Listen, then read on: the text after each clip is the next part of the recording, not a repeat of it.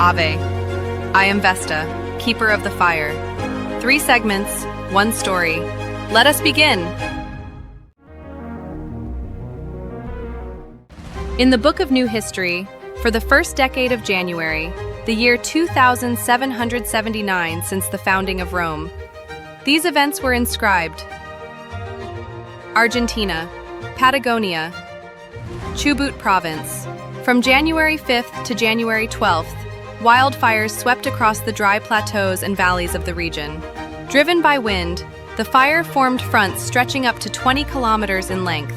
According to satellite data and operational reports, the burned area reached between 12 and 20,000 hectares. More than 400 firefighters and volunteers were involved in suppression efforts, supported by aerial units, up to 20 planes and helicopters.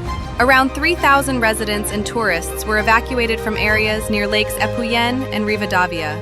After the fire passed, the landscape remained cut through by dark burn scars, clearly readable from the air. Italy, Sicily, Mount Etna. From January 1st to January 2nd, volcanic activity was recorded. Lava emerged from a lateral fissure on the eastern flank, in the area of the Valle del Bove, forming a lava flow approximately 1.5 kilometers in length. Geophysical monitoring services conducted continuous observations of the process. Ash emissions rose to heights of up to 2 kilometers and led to temporary restrictions in the region's airspace. New lava bodies altered the configuration of the slopes and became part of the volcano's terrain. United States of America, New Jersey.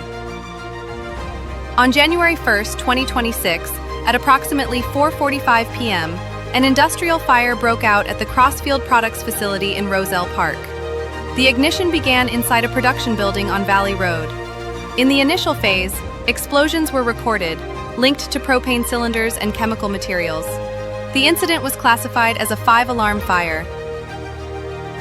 Dozens of fire companies and hazmat units were deployed. Dense black smoke spread over surrounding neighborhoods. Residents were advised to close windows and limit time outdoors. The fire burned for several hours. It was contained without spreading to adjacent buildings. No injuries were reported. The facility sustained significant damage. Thus appeared some of the most significant events of the first decade of January. But the fire is already writing new lines.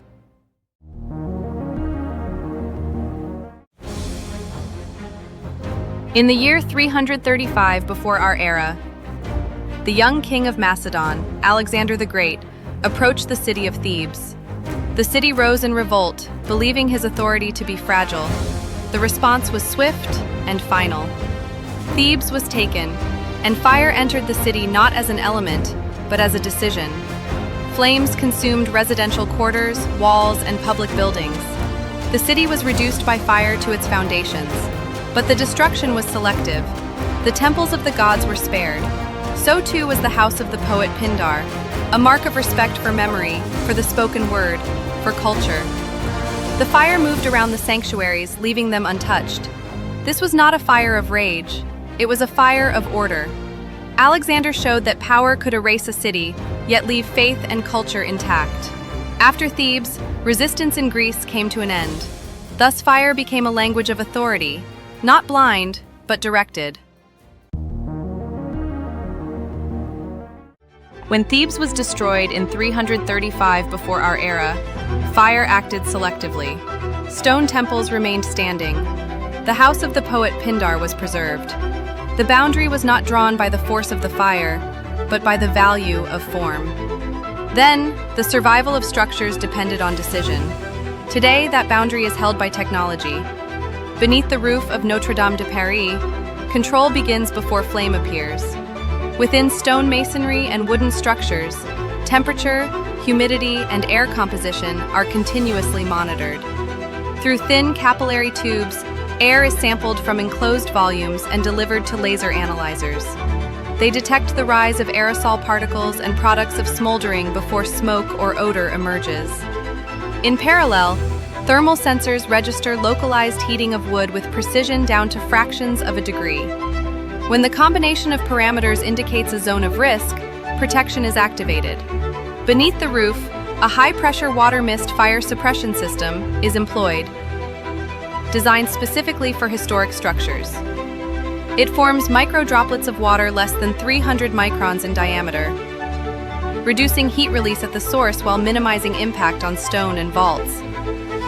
Within the next 3 to 5 years, such systems will operate autonomously, comparing environmental parameters to permissible thresholds and activating protection before ignition. Over a horizon of 5 to 15 years, control will shift from environmental parameters to the condition of the structure itself. Stone and wood will receive embedded sensing layers, recording heat, micro-deformations, and moisture loss as early signs of rising risk. Fire has not changed. The way its boundaries are held has. You have touched my chronicle. Nova Ignis.